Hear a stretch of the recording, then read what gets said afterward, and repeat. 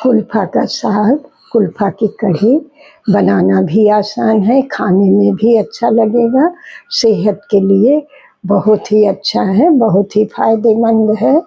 तो कैसे बनता है, चले रसोई में हम आप सबको बताते हैं कैसे बनता है साग और कढ़ी। नुनिया का साग, नुनिया की कढ़ी रोटी के साथ, चावल के साथ खाएं, बहुत ही अच्छा लगता है। आज हमारी रसोई में कुल्फा का साग बनेगा। कुल्फा का साग ऐसे होता है, ये ऐसे मेथी की तरह लगता है, लेकिन ये मेथी का साग नहीं, इसको कुल्फा बोलते हैं, नुनिया भी बोलते हैं। हमने जो डंठल था किनारे जड़ वाला भाग, उतना ही हटा के डंठल सहित हम लिए हैं।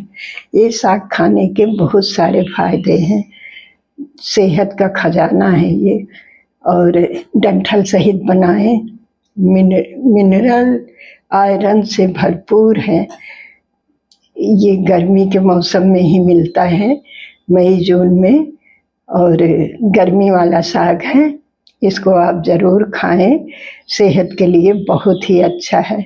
इसको कई तरीके से बनाया जाता है।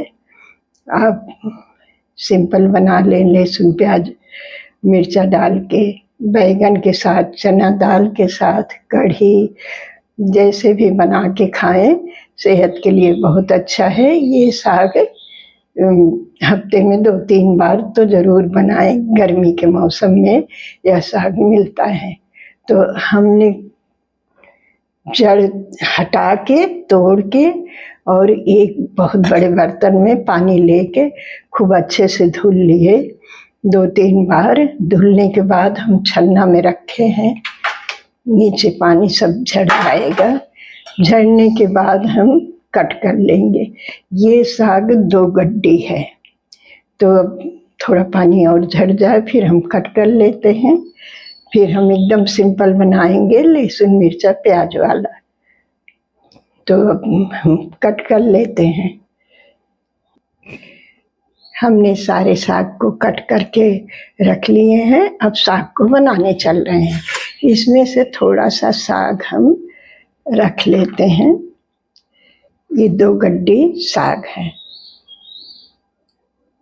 तो हम 1.5 गड्डी का साग बनाएंगे, और इतना साग रख लेते हैं कढ़ी बनाने के लिए। साग में डालने के लिए 2 बड़े प्याज को हम ऐसे लंबा लंबा कट कर लिए हैं, फिर हाथों से ऐसे थोड़ा सा फोड़ लिए हैं, अलग कर लिए हैं। और 2 बड़ी हरी मिर्ची हैं, 7-8 कली लहसुन की है, सब हम कट कर लिए हैं। 2 चम्मच हम तेल डाले हैं, तेल हमारा होने वाला है। अब इसमें हम सबसे पहले आधा चम्मच जीरा डालेंगे, फिर लहसुन डालेंगे। जीरा हो गया, हम लहसुन डाल दिए, लहसुन थोड़ा हो जाए फिर प्याज डालते हैं, प्याज और मिर्ची।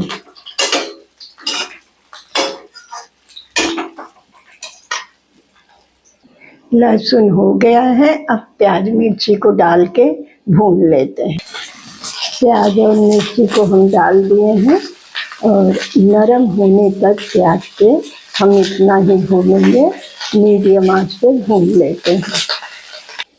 साग हमारा नरम हो गया है, प्याज हमारा नरम हो गया है। अब इसमें हम साग डाल देते हैं, साग डाल के मिला लेते हैं। साग हमने डाल दिया है, आंच को एकदम धीमा रखे हैं। अब ढक के हम पका लेते हैं। थोड़ा साग गल जाए फिर नमक डालेंगे। अभी नमक डालने से नमक तेज भी हो सकता है। तो हम लोहे की कढ़ाई में बना रहे हैं। लोहे की कढ़ाई का साग बहुत अच्छा लगता है और आयरन से भरपूर रहता है। साग आपका जिसमें मन हो उस कढ़ाई में बना ले, हम लोहे की कढ़ाई में बना रहे हैं। साग हमारा काफ़ी पक गया है। अब इसमें हम अंदाज से नमक डाल देते हैं। हमने आधा चम्मच नमक डाल दिया है। अब मिला लेते हैं नमक को। ढक के 5 मिनट तक धीमी आंच में पका लेते हैं। साग हमारा पक गया है। हमने डंठल को दबा के देख लिया और अब हम इसकी 1 मिनट तक भुनाई कर लेते हैं। खुला ही भुनाई कर लेते हैं। इस तरह से ऐसे थपथपाते हुए हम 1 मिनट तक भून लेते हैं। साग हमारा बन गया है। हमने खूब अच्छे से भुनाई कर लिया है। अब गैस को बंद कर देते हैं और कढ़ी बना लेते हैं। कुल्फा नुनिया का साग बन के तैयार है। अब हम नुनिया के साग से कढ़ी बना लेते हैं। कुल्फा नुनिया का साग की कढ़ी बनाने के लिए हमने इतना साग जो निकाला था उसी से हम कढ़ी बनाएंगे। ये आधी गड्डी साग है और 1 कटोरी दही को हमने मथ लिया। 1 कटोरी पानी भी डाल दिए हैं, तो ये 2 कटोरी है। आधी कटोरी बेसन है। बेसन को अभी हम फेंट लेंगे, घोल लेंगे। ये 11 कली लहसुन को हम कूट के लिए हैं। सबसे पहले हम साग को छौंक देंगे। तो हम 2 चम्मच तेल लिए हैं। तेल हमारा हो जाएगा तो हम फिर लहसुन और मेथी का तड़का लगाएंगे और ये 1/4 चम्मच का से कम हींग है। हींग भी तड़के में डाल देंगे, फिर साग डालेंगे। मेथी जले ना, हम ऐसे लहसुन मेथी को डाल दिए हैं। अब हींग डाल देंगे। भून लेते हैं। आँच को धीमा कर दिए थे तड़का हो जाने के बाद। फिर हम साग डाले हैं। 2 चुटकी नमक डाले हैं जिससे साग अच्छे से पक जाए। अब हम मिला के और धीमी आंच में ढक देते हैं पकने के लिए। ढक दिए हैं साग जिससे अच्छे से पक जाए। आंच को एकदम धीमा रखे हैं। अब बेसन को हम फेंट लेते हैं। थोड़ा थोड़ा पानी डाल के बेसन को हम घोल लेते हैं। साग हमारा पक रहा है और हमने इस कटोरी से 2 कटोरी पानी डाल के हमने खूब अच्छे से घोल लिया है। अब साग में हम डालेंगे। साग में हमने 1 चम्मच हल्दी डाल के मिला लिया है। आंच को अब तेज रखेंगे और बेसन और मट्ठे को डाल के लगातार चलाना हमें रहेगा। तो अब हम डाल देते हैं।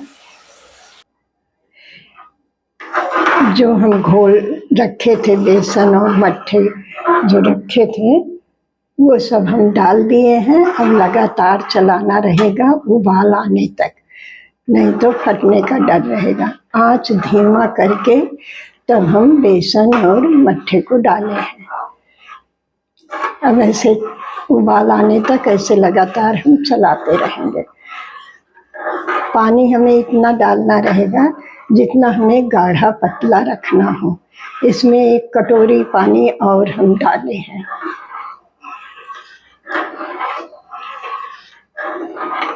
तो ऐसे उबाल आने तक चलाते हुए हम पका लेते हैं। तेज आंच में उबाल आने तक हम बराबर चलाते रहें और उबाल आ गया है। पानी हमें इतना डालना रहेगा जैसे गाढ़ा पतला आपको रखना है उतना पानी आप डालें। अब हम पका लेते हैं। नमक अपने स्वाद अनुसार डालें। हम 1 चम्मच नमक डाल देते हैं। उबाल आने के बाद नमक डालें जिससे मट्ठा फटने का डर रहता है पहले डालेंगे तो। 1 चम्मच नमक डाल दिया है। अब हम पका लेते हैं।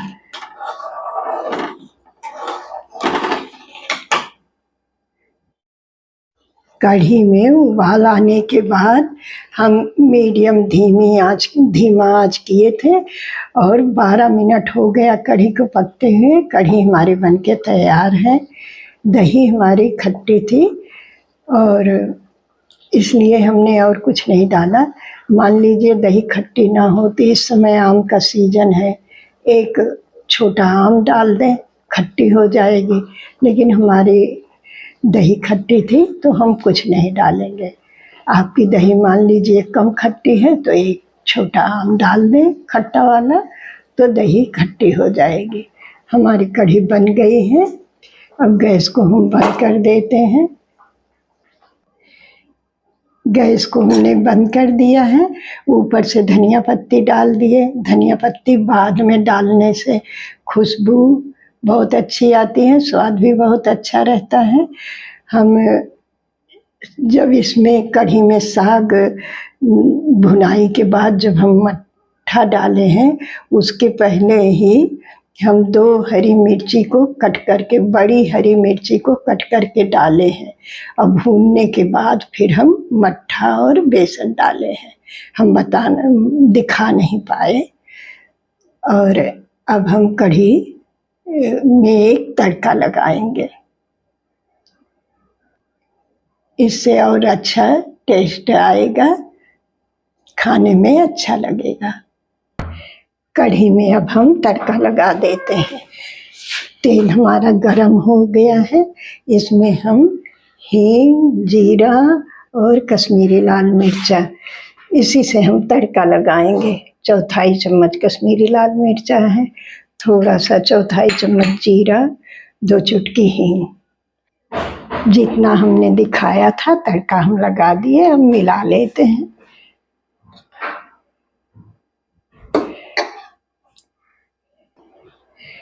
कुल्फा साग की कढ़ी और कुल्फा का साग, तो ये सेहत के लिए भी बहुत अच्छा है और खाने में भी बहुत अच्छा लगेगा।